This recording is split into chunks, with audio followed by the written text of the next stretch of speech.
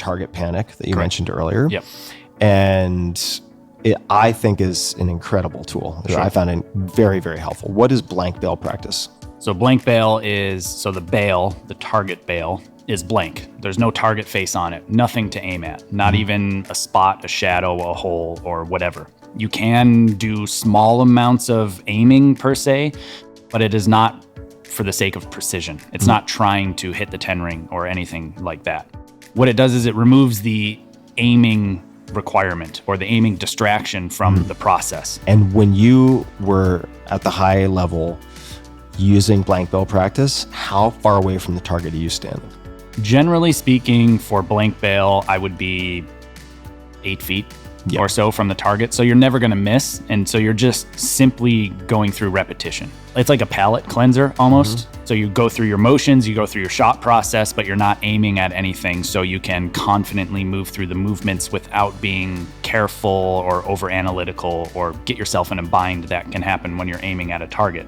So it allows you to ingrain your technique to a level that really trains the subconscious brain to try to take over when you're in pressure situations. And it also allows you to put in a lot more repetition without so much time spent walking the distance to go down to the target. So for me, going down to 70 meters takes a bit of time to walk that distance. So instead I can just walk 8 feet, pull my arrows and pick up my bow and immediately start shooting again. So that's what it meant to me. And the amount of training at blank bail really depends on what you're working on at that time.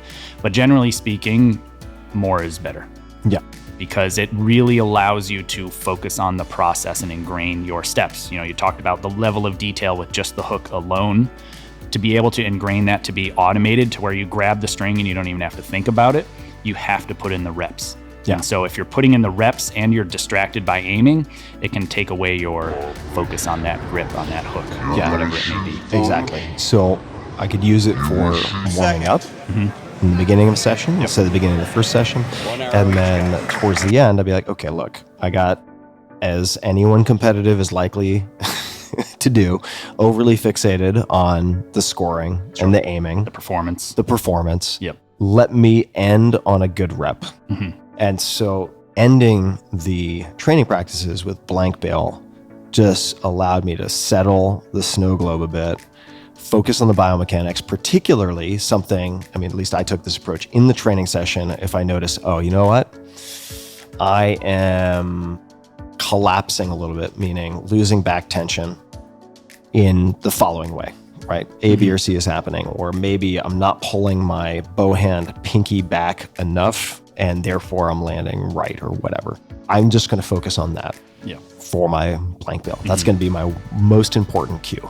Particularly in the beginning, because if you try to incorporate too much too quickly, you're going to get the Mac ball of death beach ball, right? Sure. You're not going to be able to divide your attention and maintain any type of performance in the beginning. So a lot of what I found so valuable with your coaching was the layering. Sure. Right? When do you choose to introduce certain things? Sure. And